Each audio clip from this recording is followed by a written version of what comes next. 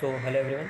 आज की इस वीडियो में हम डिस्कस करने वाले हैं कैपेसिटी टू कॉन्ट्रैक्ट। ये हमारा लेक्चर नंबर 9 है। अगर आपने पिछला वीडियो नहीं देखा है तो प्लीज़ आप उसको वॉच कीजिए, फिर बाद में इसको ये वीडियो देखिए। स्टार्ट करते हैं कैपेसिटी टू कॉन्ट्रैक्ट। इसको बताया गया सेक्शन 11 और 12 में। सेक्शन 11 बताता है कि who are competent to contract, मतलब कॉन्ट्रैक्ट करने के लिए कौन कौन एलिजिबल है। Every person is competent to contract. One, who is the age of majority according to the law to which he is subject. And second point, who is of sound mind. Third, who is not disqualified from contracting by any law to which he is subject. तो कौन कौन competent to contract है, जिसका as 18 year से ज़्यादा है, जो sound mind का है और जिसको लॉ ने डिस्क्वालीफाई नहीं किया है, ये लोग कॉन्ट्रैक्ट में आ सकते हैं। ये लोग मतलब आपके साथ कॉन्ट्रैक्ट कर सकते हैं। This section deals with the personal capacity in 3 distinct branches: disqualification by infancy, disqualification by insanity and other special disqualification prescribed by the law. या तो बर्थ से ही उसके अंदर उसके अंदर प्रॉब्लम है, या तो फिर इंसैनिटी, वो पागल हो चुका है, या तो उसको लॉ ने डिस्क्वालीफाई कर चुका है। एज ऑफ मेजोरिटी अभी क्या होती है, अभी हमने 3 पॉइंट्स पढ़े ऊपर। या तो वो एज ऑफ मेजोरिटी का होना चाहिए, या तो वो साउंड माइंड होना चाहिए, मतलब या तो नहीं वो और, मतलब ये तीनों कंडीशन सेटिस्फाई होना चाहिए और उसको लॉ ने डिस्क्वालीफाई ना किया हो। तो एज ऑफ मेजोरिटी क्या है? This is now regulated by the Indian majority act 9 of 1875। Section 3 of the act declares that every person domiciled in India shall be deemed to have attend its majority when he shall have completed his 18 years and not before. मतलब कि as of majority क्या है? 18 years के बाद, 18 years के बाद आप major हो जाते हो, आपकी एज लीगल हो जाती है। However, of a minor whose person or property or both guardian has been appointed by court or where minor's property is taken over by the court of wards, the minority continues up to the completion of the age of 21 years. Normally आपकी as of majority 18 years होती है, but अगर किसी को guardian appoint किया है आपके property के ब्याह पे, तो वो टाइम पे आपकी मेजोरिटी एज क्या हो जाएगी? 21। ये तो नॉर्मली 18 होती है, बट अगर कोर्ट ऑफ लॉ ने आपके प्रॉपर्टी के लिए अगर कोई गार्जियन अपॉइंट किया है तो आपकी उस टाइम पे एज ऑफ मेजोरिटी 21 हो जाती है।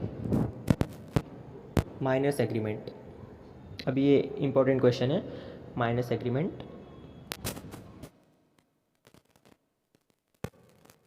नहीं कर सकते, उसके बारे में ये आंसर्स हमको बताया गया। A minor is not competent to contract by a minor is void ab initio.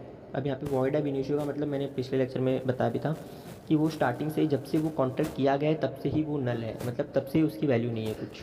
Void ab initio मतलब स्टार्टिंग से।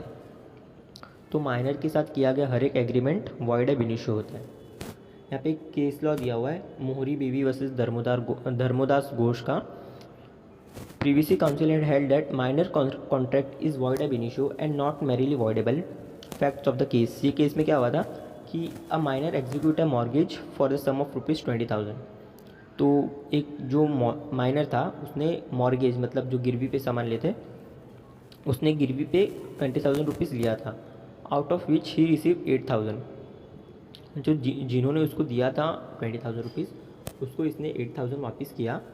Minor filed a suit subsequently for setting aside the mortgage. The money lender claim refund of 8,000 from the minor. तो जो यहाँ पे minor था उसने 8,000 पहले वो लोग से ले लिया और बाद में उसने जाके केस फाइल कर दिया कि मैं माइनर हूँ और ये मेरे से कॉन्ट्रैक्ट में आए हुए हैं। तो कोर्ट ऑफ लॉ ने क्या डिसाइड किया कि तुम माइनर के साथ एग्रीमेंट नहीं कर सकते। तो जो मनी लेंडर ने उसको 8,000 रुपीज़ दिया था वो बाद में वो क्लेम करने लगा, तो बोला कि नहीं, आप उससे जो 8,000 रुपीज़ आपने उसको दिया था वो आप रिफ़ंड नहीं मिल सकता आपको, क्योंकि वो माइनर है। देयरफॉर कॉन्ट्रैक्ट माइनर के साथ किया गया हर एक एग्रीमेंट वॉइड एब इनिशियो होता है, मतलब उसकी कोई वैल्यू नहीं है। Specific performance of a minor's contract, a minor's agreement being void it cannot be specifically enforced, but a contract may be entered into on behalf of a minor by his guardian or by a manager of his estate. In that case, if the contract is within the competence of the guardian or minor and for the benefit of the minor, it may be specially enforced by or against the minor. क्योंकि minor के साथ किया गया हर एक agreement value, उसकी कोई value नहीं होती माइनर एग्रीमेंट की, बट अगर माइनर के बिहाफ पे कोई उसका गार्जियन अगर कॉन्ट्रैक्ट में एग्रीमेंट कॉन्ट्रैक्ट में आ रहा है तो वो वैल्यू है उसकी वैलिड है लॉ के नज़रों में, या तो वो माइनर के बेनिफिट के लिए होना चाहिए, मतलब माइनर के बिहाफ पे उसका मैनेजर या फिर उसका गार्डियन उसके बिहाफ पे कॉन्ट्रैक्ट कर सकता है। नेक्स्ट पॉइंट है ratification of minor's contract. Ratification का मतलब होता है पहले कुछ गलत किया था, बाद में उसको रेक्टिफाई करना, सही करना। Ratification means consenting to a past contract which was enter during minority at a future date on attaining majority. It relates back to the date of making a contract. Since a minor's contract is void there can be no question of ratifying. यहाँ पे क्या बताया है कि अगर आपने पहले कुछ माइनॉरिटी के टाइम पे आपने कुछ कॉन्ट्रैक्ट किया था और अभी वो जो माइनर था वो अभी मेजर हो गया है, उसका अभी 18 ईयर्स कंप्लीट हो चुका है, तो आप अभी जाके उससे वो क्लेम नहीं कर सकते, क्योंकि आपने जब बनाया था कॉन्ट्रैक्ट तब वो माइनर था। और हमने पढ़ा है कि माइनर के साथ किया गया हर एक एग्रीमेंट वॉइड एब इनिशियो होता है, मतलब स्टार्टिंग से ही जब से वो बनाया गया है तब से उसकी वैल्यू नहीं होती, तो बाद में आप मेजॉरिटी होने के बाद वो क्लेम नहीं कर सकते। नेक्स्ट पॉइंट है false representation by a minor and law of estoppel. पहले हम लॉ ऑफ एस्टॉपल को देख लेते हैं। लॉ ऑफ एस्टॉपल मतलब आपने कुछ बोला, लिखा या फिर कुछ एक्ट किया, तो फिर बाद में आपने अगर एक बार समझ लो ऐसा बोला कि हाँ मैंने ये होते हुए देखा था, ऐसा स्टेटमेंट आपने दिया, तो फिर बाद में आपके ऊपर लॉ ऑफ एस्टॉपल लग जाता है। बाद में आप ऐसा नहीं कर सकते कि आप बाद में ऐसा नहीं बोल सकते कि नहीं मैंने नहीं देखा था, एक बार बोल के फिर नहीं बोल सकते आप।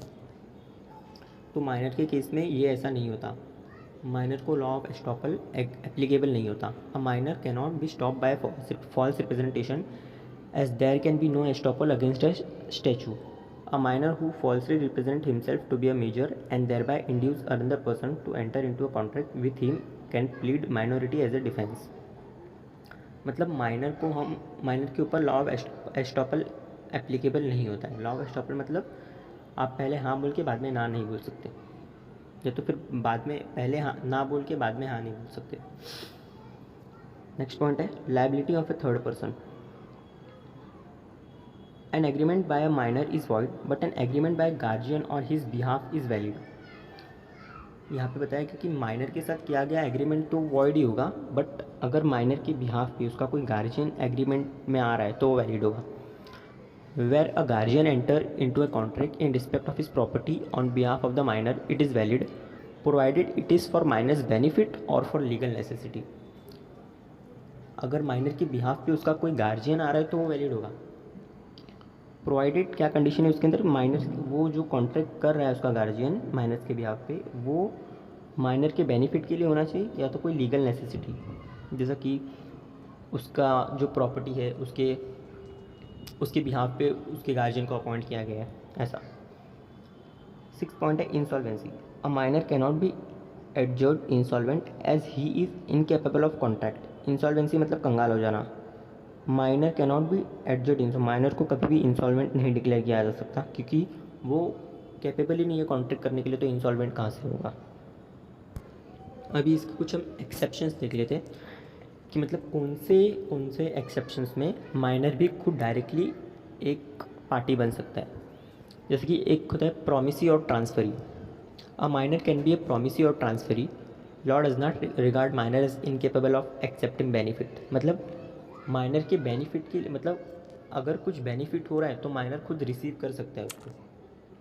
ए minor is allowed to enforce a contract which is of some benefit to him and under which he has to bear no obligation. मतलब यहाँ जहाँ पे उसको कुछ बेनिफिट मिल रहा है तो वो डायरेक्टली रिसीव कर सकता है। Agency. A minor can act as an agent. He can bind his principal by his act, but he is not liable to his principal for his act. मतलब माइनर एक agent की तरह भी काम कर सकता है, उसके principal by his act, but he is not liable to his principal for his act. मतलब वो जो, मतलब यहाँ पे एक एग्जांपल देता हूँ। अभी आपको मैंने बिस्किट लाने भेजा, मतलब मैं रोज़ आपको ऐसा बिस्किट लाने भेजता हूँ, तो आप गए बिस्किट लेके आए, पर मैंने आपको एक दिन बोला ही नहीं, मतलब 2-3 दिन नहीं बोला, आपने फिर भी ला के दे दिया।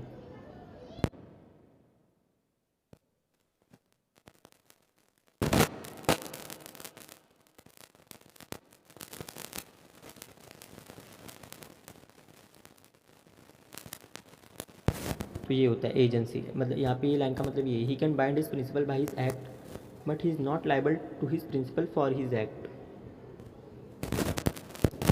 थर्ड पॉइंट है partnership. A minus cannot enter into a contract of partnership as a full fledge partner but he may be admitted to the benefit of partnership by his guardian with the consent of the other partners provided it is supported by the legal necessity or benefit। Minors as a partner भी partnership में join हो सकता है, but condition क्या है कि जितने भी पार्टनर्स वो पार्टनरशिप में ऑलरेडी है वो सबकी कंसेंट होनी चाहिए। नेक्स्ट है quasi contract. If a person supplies necessaries to a minor or to minus dependent the person who has furnished such supplies is entitled to reimburse from the property of a minor. Furnish मतलब होता है supply करना, और reimburse मतलब to पे back. If any person supplies necessaries to a minor or to minor dependent, the person who has supplied such supplies is entitled to pay back from the property of a minor। मतलब अगर कुछ minor के behalf पे किसी ने कुछ दिया है तो वो उसके पैसे माइनर्स नहीं देगा, उस माइनर की जो प्रॉपर्टी है उसके अंदर से उसका पेमेंट किया जाएगा, उसको पे बैक माइनस के प्रॉपर्टी के अंदर से होगा, क्योंकि माइनस के पास तो कुछ नहीं है, उसका प्रॉपर्टी है तो उसके अंदर से पे बैक किया जाएगा। अभी यहाँ पे हमारा माइनस का लॉ ख़त्म हो गया है। अभी हम देखेंगे अनसाउंड माइंड। उसके पहले मैं आपको एक बात बता दूं कि मैंने ऐसा देखा है कि चैनल एनालिटिक्स पे कि बहुत सारे व्यूअर्स जो खाली सीन करते वीडियो पर सब्सक्राइब नहीं किए, तो प्लीज़ आप चैनल को सब्सक्राइब करो, इससे मेरा भी मोटिवेशन बढ़ता है, और अपने फ्रेंड्स ग्रुप में शेयर करो।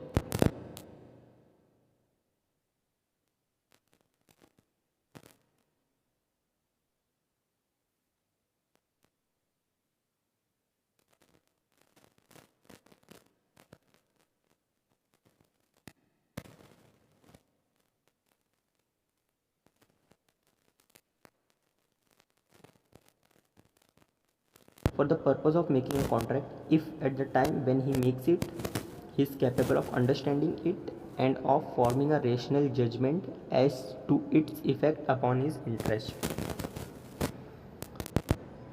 सेक्शन 12 में साउंड माइंड कौन बंदा, मतलब कौन कौन साउंड माइंड का है और साउंड माइंड किसको बोलते हैं उसको बताया गया है। कि मतलब आप जब भी कॉन्ट्रैक्ट साइन कर रहे हो तो आपको जो टर्म्स एंड कंडीशन है वो पूरा समझ में आना चाहिए, आपको उसके ऊपर रैशनल जजमेंट बनाने आना चाहिए, उसको बोलते हैं sound mind. A person who is usually of sound mind but occasionally of unsound mind may make a contract when he is of sound mind. मतलब यहाँ पे आप एग्जांपल ले सकते हो ड्रंकन का, शराबी का। अ person who is usually of unsound mind मतलब वो पागल है, बट जब उसने साइन किया कॉन्ट्रैक्ट के ऊपर तभी उसका माइंड एकदम ठीक था, तो वो टाइम पे वो कॉन्ट्रैक्ट वैलिड होगा।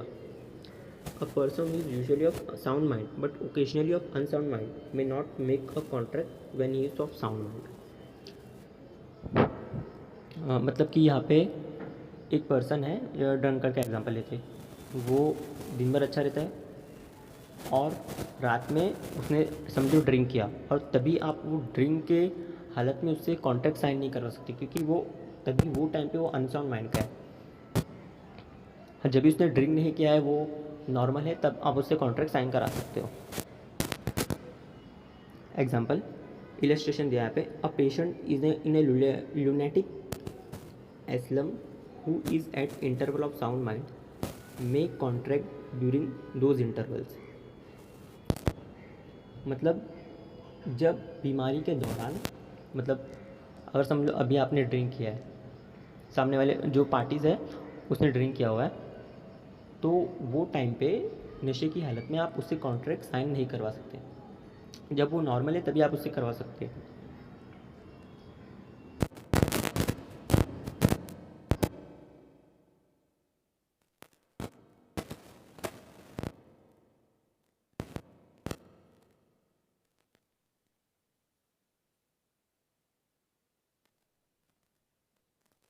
Entering into a contract with Parjanishing lady, it should be established that the deed was explained to her and that she entered into the conditions of it।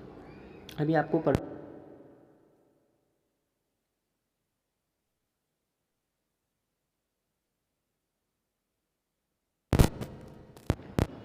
आपको ये राजस्थान साइड में ज़्यादा देखने मिलेगा।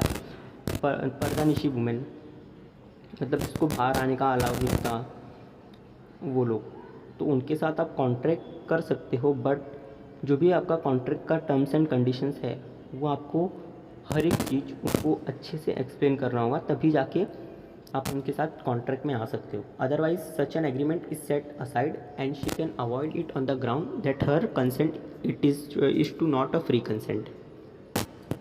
अगर आपने उसको बिना बताए उसके साथ कॉन्ट्रैक्ट कर लिया, मतलब टर्म्स एंड कंडीशंस को आपने बताया नहीं, तो बाद में वो कॉन्ट्रैक्ट वॉइड हो सकता है, वॉइडेबल हो सकता है वो।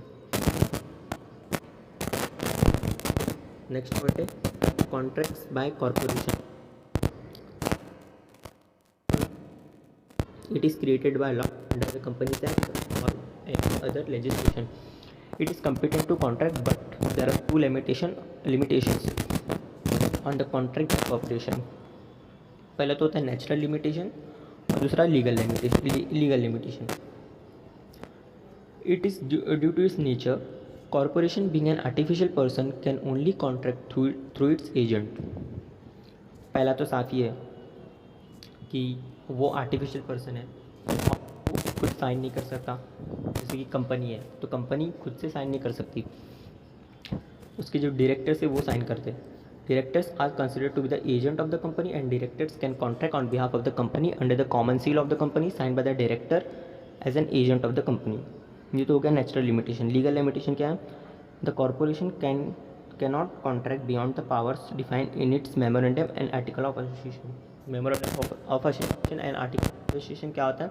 ये आपने 12th स्टैंडर्ड में पढ़ा होगा, मतलब जिसके अंदर रूल्स एंड रेगुलेशन लिखे होते हैं कि मतलब कंपनी को कितना शेयर इशू करना है। तो उसके अंदर अगर उसका पावर लिमिटेड पावर है, मतलब उसका पावर है